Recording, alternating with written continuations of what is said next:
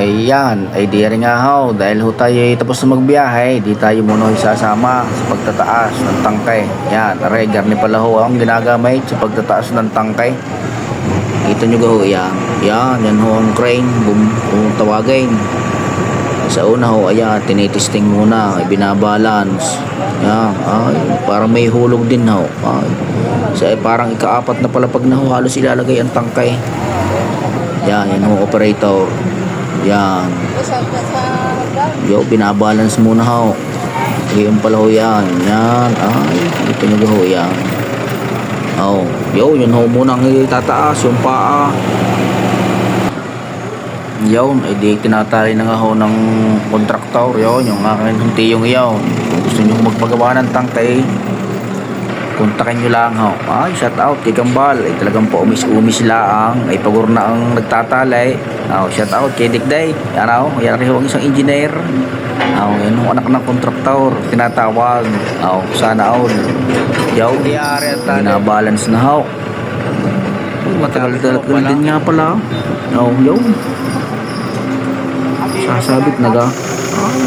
Yo, di yan nga ho. Tinataas na. Yan. Yan ho, may tali pa rin ho sa ilalay, magkabila. Para hindi ho sumabit diyan sa building. Gawa nang hindi ho may iwasang umikot yan. Dahan-dahan lang ho pag-angat. Basta ho mailagay ng ayos. Yan. Kita nyo ba ho yan? Slowly but surely, ika nga. Ayan.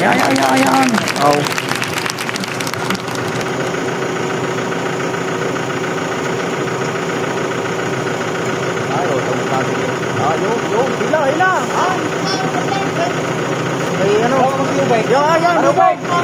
Naipo. Marubay. Lumago mo si Kambal. Kayat. Sayad. Tamo sayad. Ika. No, na ito. Kambal, kung saan daan. Samahan mo mula. Okay, kasi pa. Hindi, may ilang naman na rin, nakaunti. Unti pa, taas pa. Yo. Dalawa dapat. May iba to kayo yung isang tali. Yung isang tali. Taas pa ng kaunti. Yan.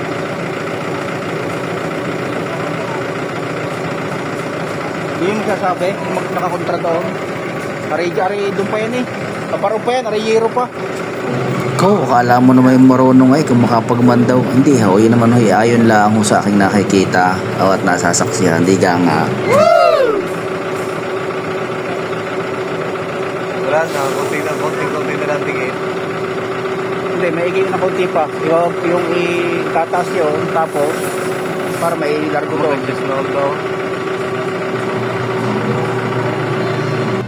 Ayan, ay didini ho na itaas ng tangkay. Hindi na ho tayo nakapag-video diyan. At gawa ng tayo ho inaririnig kanina sa taas. At tayo ho nagko-control para maipasok ho yung tangkay dun sa stand na iyon.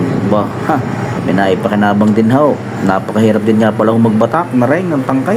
Ay 10 plate naman ho eh. Kainaman na. Yan, ayos na ho. Naitaas na ho ng ayos.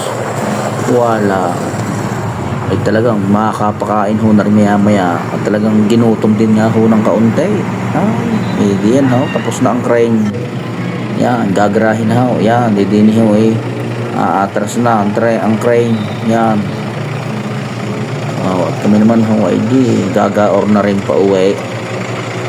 Salamat ho, at napaalwan-alwan din naman nga ang paggawa kaysa sa mamanaw-manuhin ho. Napakabigat ho noon. Di yan nga ho sinasabi na pagkatapos ng magtaas ng tangkay, di yan nasa lumian. Shout out.